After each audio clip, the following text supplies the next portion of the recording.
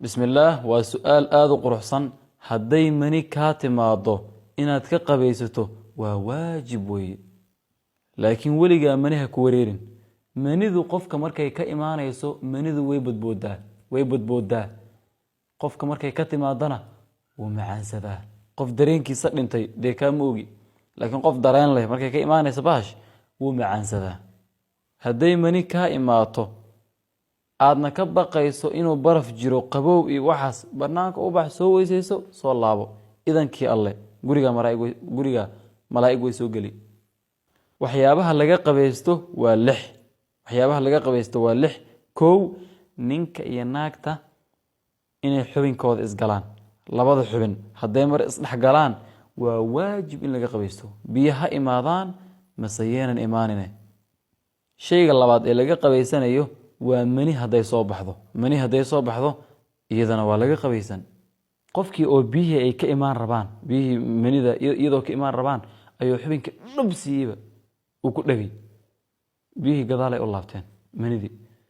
waa su'aal ma laga qabaysan adeero haday mani timaado waa laga qabaysan haday manidi imaan rabtay waaba gadaalaba culisay maxaa laga qabaysan xitaa culimadu waxay ka hadlaan qofkii oo manida ka imaan rabto ayaa xubinka la gooyay ما كقبيسنا طيب إذا ويدنا يا إذا ويدنا أدر شيء قصد هذا اللي كقبيسنا يو واحد حيد هدو جبر كل عوي كقبيسن لكن سؤال جبر أم ويوالن تهاي ويه ويوالن تهاي نينك قبينا ومير قبا وحور ربع حاسكي سو والا إنه أقل موضوع حصمين حيدنا وكل عاي يا وجا قبين هرت الجبر حيد ككل عاي أساق أنت وطبق قبيني مركو وقبينا ينا wuxuu u niyeysan maadaama ay niyeysan karin inuu naagtiisa xeed uga qabeynayo ayuu u niyeysan inuu xeed uga qabeynayo ayuu u niyeysan uu qabeeni kadibna wixii la sameyn jiro sameynay sidoo kale waxyaabaha laga qabeysanayo waxaa la mid ah nifaaska la mid ah waxaa la mid ah dhalmadii